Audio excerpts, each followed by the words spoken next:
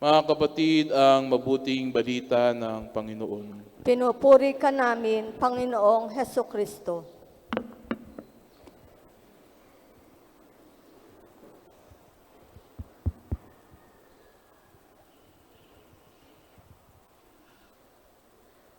Magandang umaga po sa inyong lahat. Magandang umaga rin po. Ako po'y maligayang maligaya dahil nakabalik tayo ng matiwasay.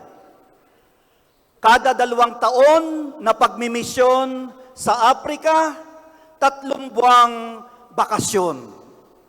Kaya tayo'y makikita-kita na naman. Ako'y natutuwa at nakikita ko yung mga pamilyar na mga kakilala ko rito. Ano po? At muli tayong babalik sa Africa, June 1. Ayan. Kaya matagal tayong magsasama. Binilang na March, April, May. 3 buwan tayo magsasama. Ang pangalan ko po ay si Father June. Ang pangalan po ng aking kongregasyon ay Society of African Missions. Kaya wala kang choice, kundi Africa. African Missions. Wala talagang kawala. Africa talaga. Ano po, nakakatuwa dahil tayo pala'y nasa pangalawang linggo na ng Kwaresma. Abay, napakabilis. At ang tema ngayon, napaka-importante. Ang tema ngayon ay tungkol sa transfigurasyon o pagbabagong anyo ng ating Panginoong si Heso Kristo. Pero sa misang ito, lahat tayo magkakaroon ng transfigurasyon. Ito ang hamon sa atin. Sa ating ebanghelyo ngayon, si Jesus ay umakyat sa bundok ng may Sinai, may Tabor. Sa misa ko roon sa kay Balat, yung bundok daw ng Pampanga. Anong pangalan ng bundok? Arayat. Ang pangalan po ng bundok ay bundok ng Tabor. Bakit siya umakyat? Para magdasal. Ayan. Yung palang dahilan kung bakit umaakyat sa bundok ang ating Panginoon. Para magdasal. At meron siyang kasamang 3. Sino? Anong Elias? Anong Moises? Meron siyang kasamang 3. Sige po, sanay tayo sa init. Pedro, Juan at Santiago. Mabuti na nagkakaintindihan ha. Hindi niya kasama si Moises at saka si Elias. Lumabas lang yon. Ano nangyari? At habang siya'y nagdarasal, may pagbabagong nangyari. Pag ikaw pala'y nagdarasal ay may mangyayari. Si Jesus ay nagdarasal ng mataimtim. May nangyari. Ano nangyari? Transfigurasyon. Nagbagong anyo ang kanyang mukha at yung kanyang kasuotan, nagningning. Parang puting-puti. Mabango siguro. Siguro may downy na nung araw. Ano nangyari? Transfigurasyon. Ngayon, ang tanong ito, maganda ba ang magsimba palagi? Walang sumagot Maganda ba? Maganda ba ang magdasal? Yung pagsisimba, napaka-importante niyan. Lunes, Martes, Merkules, Huwebes, Biyernes, Sabado, iningatan ka ng Panginoon. Ginabayan ka ng Panginoon. Napakaraming biyaya ang binigay sa iyo ng Panginoon. Isang araw lang, hindi mo pa maibigay. Isang oras nga lang ang misa, tulog ka pa.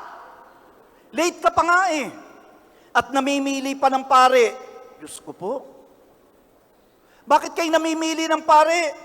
Nakakantok yung paring yan, doon tayo sa isa. Lalo na pag matanda, kawa ang paring matanda. Kasi yung parokya namin sa Las Piñas, pati yung sekretary nagsinungaling na. Kasi pag hindi siya magsisinungaling, walang magmimisa ro sa matandang pare.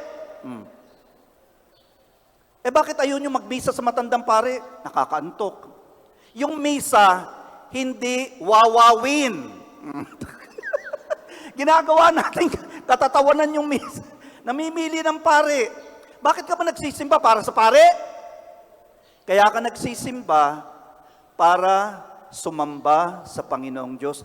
Pasalamat ka nga't may pari ka. Namimili ka pa. Yung iba late. Ay, naku po. Maganda yung pagsisimba dahil yan ay utos ng Panginoon. Kasama sa 10 pangilan. O pangalawa dito.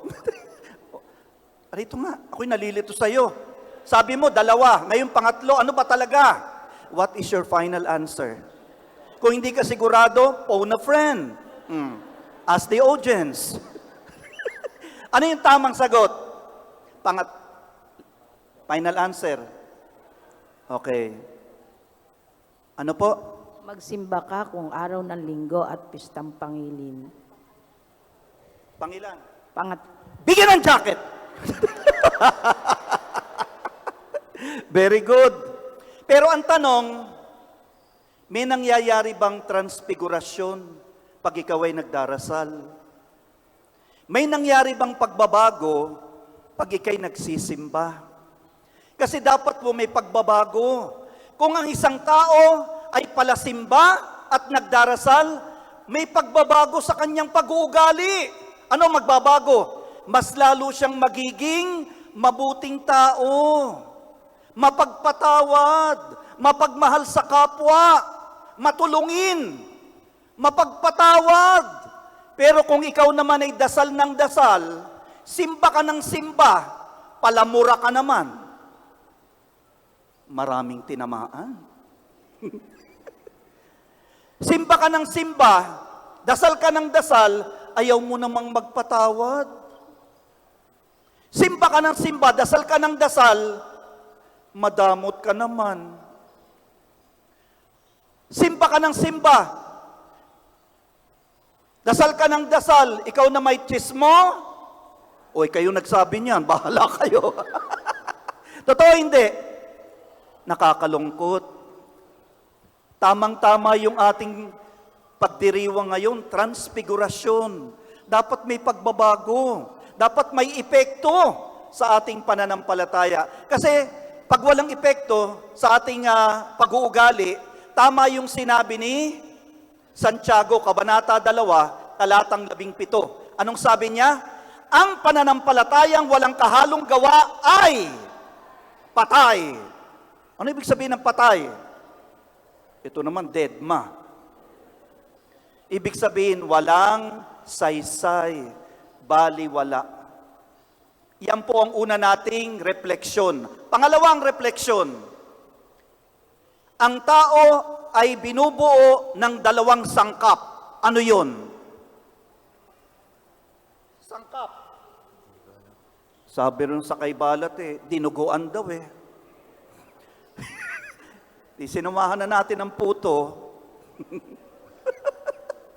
Ang tao ay binubuo ng 2 sangkap, katawan at alin ang mas mahal nyo? Katawan o kaluluwa? Bago kayo sumagot, tumingin muna kayo roon. Ang bibilis nyo sumagot Alin ang mas mahal ng tao? Katawan o kaluluwa? Naku, walang sumasagot. Ha? Same po. Same, yung isa naman, conforme. Pero wag na tayong magplastikan.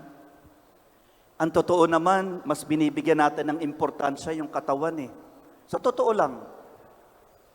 Pinaggagastosan natin ang katawan. Lahat ng kapritsyo ng katawan, ibinibigay natin. Totoo yan, wag na tayong magsinungaling. Ayoko na magsinungaling. Bakit? 20% discount na ako. Napakaganda ng uwi ko ngayon. 20%. At pwede akong manood ng sine na libre. See you there. Senior citizen na po tayo. Pag ikaw pala'y tumatanda, naku po, iba palang nagiging epekto pag tumatanda na, nagiging ka ng seryoso ba?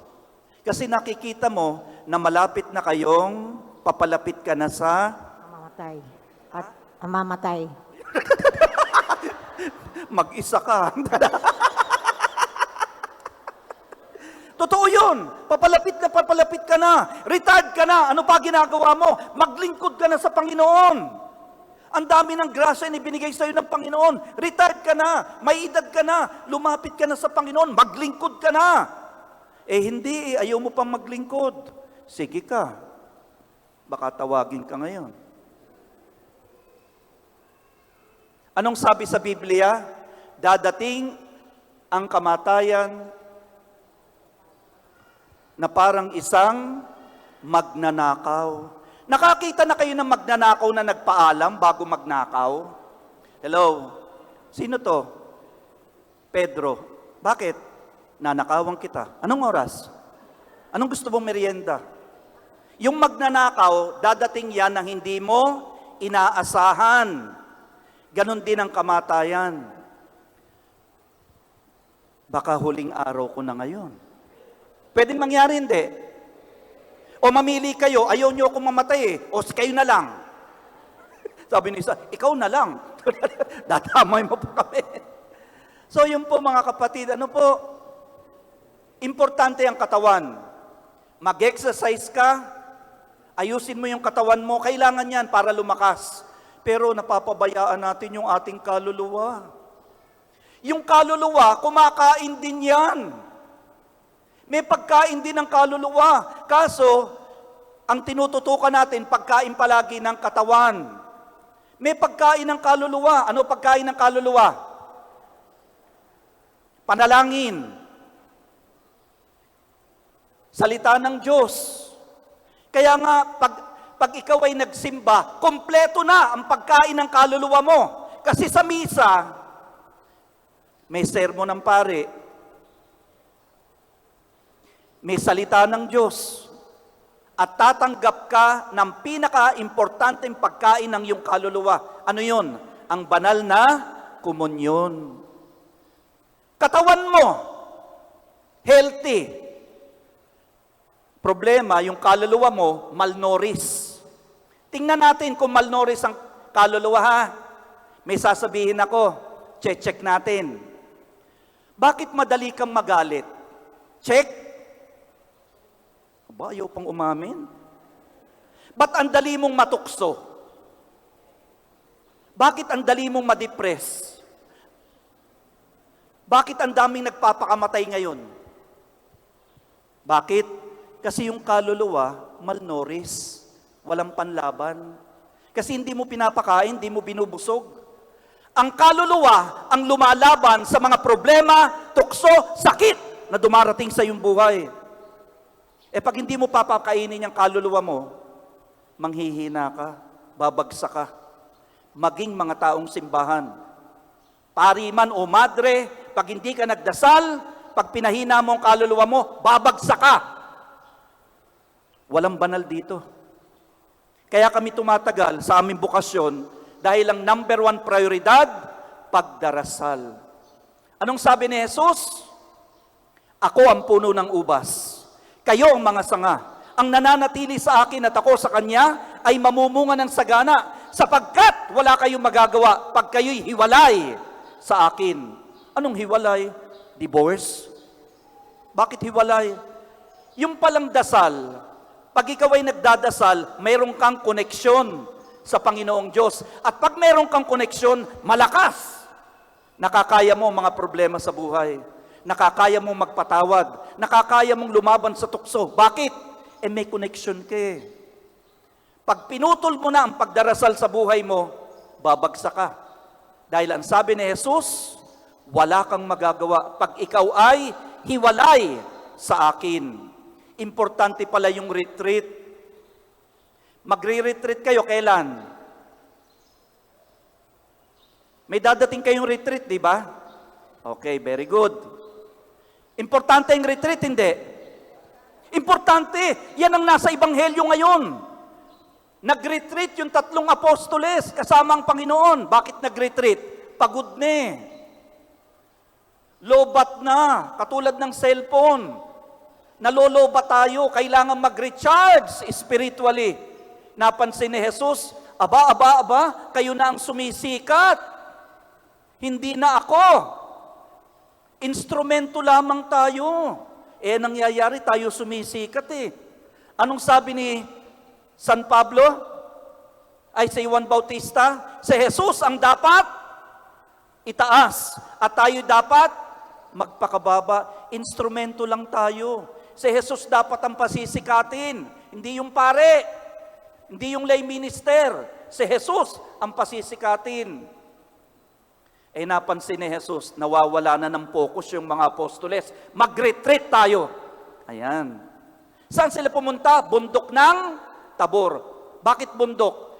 Nasaan yung mga retreat house sa Pilipinas? Sa Baguio? Bakit bundok? Sa Tagaytay, bakit? Tahimik.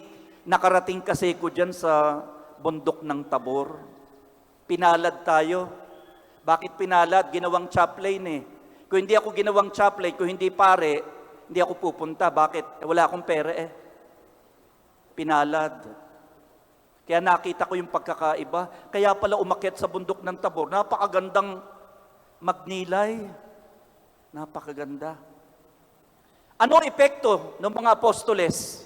Nakita niyo yung epekto pagkatapos ng retreat? Dito na tayo, huwag na tayong umalis. Di ba yan ang nangyayari sa inyo? Mag-retreat kayo sa Baguio. Di ba parang ayaw mo nang umuwi? Bakit? Kasi napakagandang karanasan. Lalong-lalo na yung pagkukumpisal. Ang sarap ng pakiramdam. Ang pinakamayamang tao, hindi yung mayamang ang kayamanan. Ang pinakamayamang tao, yung may malinis na konsensya. Yan ang pinakamasayang tao. Naalala ko yung isang professor, nagbigay ako ng retreat sa Baguio. Nagreklamo yung isang professor, retreat ng retreat, wala naman nangyayari. Retreat ng retreat, Father, taon-taon na lang, wala naman nangyayari. Alam mo, sabi ko sa kanya, maski pa ang Santo Papa ang magbigay sa iyo ng retreat, kung wala naman sa kalooban mo yung pagre-retreat, walang mangyari. Nagre-retreat, may palaging ginagamit yung cellphone. Nagre-retreat, daldal ng daldal. Paano mangyayari? Walang mangyayari sa retreat mo. Huwag mong sisihin yung speaker. Huwag mong sisihin yung retreat. Ang sisihin mo yung sarili mo dahil hindi bukal sa kalooban mo ang pagre-retreat. Kaya nga pagpasok mo sa retreat house, may nakalagay, observe. Bakit? Bakit kailangan ng tahimik sa retreat? Subukan mo mag-retreat sa Divisoria. May mangyayari? Subukan mo, sinubukan kayo, walang nangyari. Kailangan ng katahimikan. Kasi ang Diyos, tumutugon yan sa katahimikan. Kaya yung po lamang ang aking paalala, hindi lamang sa inyo, kundi sa aming ding mga taong simbahan. Alam nyo, nung nasa Africa ako, palagi ko kayong pinagdarasal. Umaga, tanghali, gabi, kasama ko kayo sa dasal. Kasama na yung ating kura paroko. Ang tanong, sinasama nyo ba kami sa dasal nyo? O magpagsisinungaling? O isa lang ang sumagot? Sana po ipagdasal nyo kami. Napakahirap po ng buhay ng mga paring misyonero. Lalong-lalo na pag tinamaan ka uli ng malaria. Pag ako po'y tinatamaan ng malaria, ako'y nanginginig. Sumasakit ang aking buong katawan. Sumusuka. Yan ang sakripisyo eh. Kaya sana po ipagdasal nyo kami. Lalong-lalo na yung kapatid kong madre, nasa Africa rin, Sister Helen. Pagdasal nyo po, ngayon po'y tinamaan na naman ng malaria. Pagdasal nyo po kami. Importante yung magdasalan tayo sa isa't isa. Sa ngalan ng Ama at ng Anak ng Espiritu Santo. Amen.